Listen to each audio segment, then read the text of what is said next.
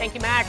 First up on our Focus at 4, a couple with 2 children decided that another pregnancy would be too risky after already having 1 miscarriage. So they decided to begin using birth control pills to prevent another pregnancy. And here's where this story takes a turn. Those birth control pills did not work. After 2 accidental pregnancies and 2 more miscarriages, the couple's now joining a lawsuit filed against the company which packaged their faulty birth control pills. And apparently this happened to a number of people. The pills, which Christy Granado and 111 other women in the United States took, were recalled back in 2011. 8 different brands all suffered from bad packaging. The rows of pills were upside down, which led to incorrect dosage and inadequate protection. The lawsuit filed by these women seeks millions of dollars in damages. The lawsuit argues that the pregnancies and the miscarriages are injuries that cause damages, including time away from work and for medical expenses by the women who were taking these pills. Yeah, the manufacturer of the pills, Qualitest Pharmaceuticals, says that 3.2 million packages of pills in 2011 could have been affected all by just bad packaging. Not necessarily bad pills, but just flipped packaging. Big story here affecting a lot of families across the United States. And some of the women who were filing the lawsuit say they want this company to be responsible and to pay for everything from the time that the child was born up to their high school graduation, and some even suing for college expenses. The company, they say, made this mistake, so they want the company to pay for everything associated with that child from birth until they're up to the age of 21. With having that child, and they certainly have a claim there. They've got a case. What a story there. That is. All right, let's talk about a big story happening yesterday we first told you about, and there's more about it today. Texas A&M suing the Indianapolis Colts for a trademark violation.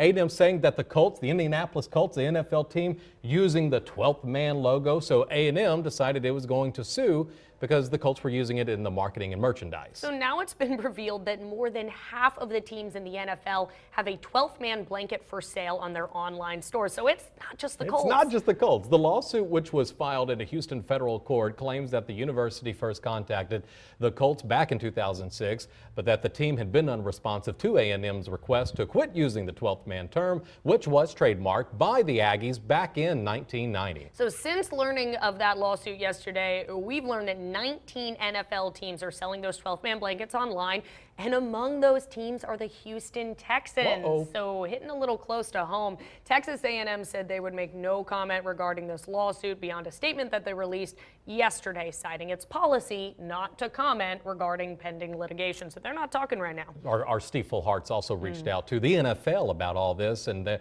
asking the NFL if they've received any word from A&M. The NFL has said, we have not heard from A&M about anything about these blankets and the 12th man, and they're not commenting really any further at this time.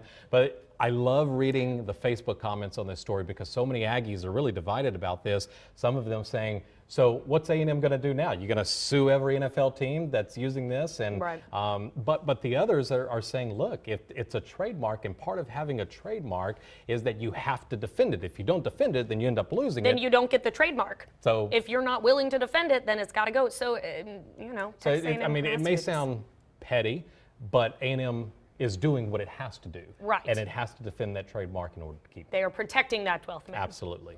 Hey, a Central Texas teenager who died in an SUV earlier this year actually committed suicide by letting a deadly cobra repeatedly bite him. This is just a wild story here. It is. The Travis County Medical Examiner in Austin says 18-year-old Grant Thompson had several bites from the cobra on each one of his arms.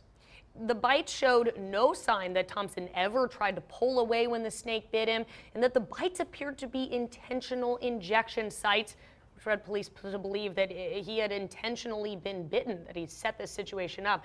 The autopsy showed that cobra venom killed him in 30 minutes. They found a whole lot more in the teenager's car. They found marijuana, amphetamines. This kid, this 18-year-old kid, apparently he was a big reptile lover. They also found some spiders and other snakes that were in his car. When they found him in the parking lot, they really weren't sure what happened, but to find out that he intentionally placed himself there in the car with the snakes and intentionally wanted to be bitten. I mean, it's unfortunate, it's sad that he went through this and had the troubles that he did and Right. facing suicide. But they still don't know. The big question is they still don't know why he chose the Lowe's parking lot there and why he did this. And why he did this. Of course, a tragedy to get to that point as a person wanting to take your own life. But we don't hear about this method a lot. Do you remember this happening too? When it happened, I mean, it was like the entire city of Austin was on the hunt for this Cobra, Right. this missing Cobra. Right. And turns out this kid That's not intentionally quite did everything. how it happened. Goodness. So other parts of the case remain a mystery, including, why he was in Austin at all, again, why he chose this location. So just a lot of questions unanswered, and that may never be. True. All right. Let's move on to this mysterious space debris hurtling toward Earth, and it crashed in the Indian Ocean earlier today. The debris fittingly collided with Earth on the unluckiest day on the calendar, Friday the 13th. Here we are. It has not been a lucky day. Well, clouds prevented those on the ground in Sri Lanka from seeing the object enter the Earth's atmosphere, but scientists were able to get a good view from the air. That's what you're looking there on your screen. The unidentified space debris has piqued the interest of sky watchers who attempted to track and recover some of the debris. So some scientists believe that the objects are part of a discarded rocket body. The debris has provided skywatchers really just a rare opportunity to study how this debris and how asteroids enter and burn up in the Earth's atmosphere and how we can prepare for future impacts. So this odd thing, they're learning a lot from it. NASA's basically using this as a trial run. Yeah. They were able to see it coming, whatever it is. They set up a no-fly zone. They also set up a no-fishing zone in the area where this whatever mysterious object was falling. But they said, yeah, we're going to use this as kind of our lesson learned and how we can improve when these bigger things happen in the future. Absolutely. Hope not Take much advantage of bigger. this accidental experiment. Yeah, let's hope that this debris going into the uninhabited ocean is as bad as it gets. Whatever it is. All right. Hey, we've got a lot more coming up on the 4 o'clock show. Free Music Friday. We're going to talk about where you can see a great concert in downtown, and another look at the forecast right after this.